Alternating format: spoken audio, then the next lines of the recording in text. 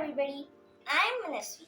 Let's prepare a healthy and nutritious food which is known as coconut laddu. It is basically cooking without fire. So let's start it. Ingredients are the grated coconut and the milkmaid. First, we have to take a bowl and put some grated coconut into it. We will have some grated coconut outside also. We will take the milkmaid in the bowl with the consistency. So now it's time to stir it well and make it dough.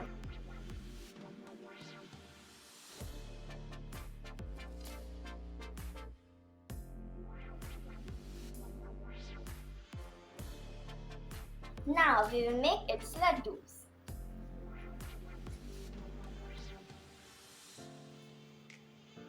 We have to make its ball shape. So the laddoos are ready. Ball shapes should come to your laddoos.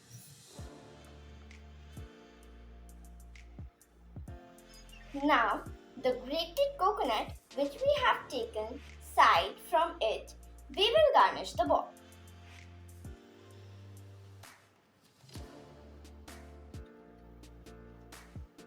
So our balls are ready now. These are my balls.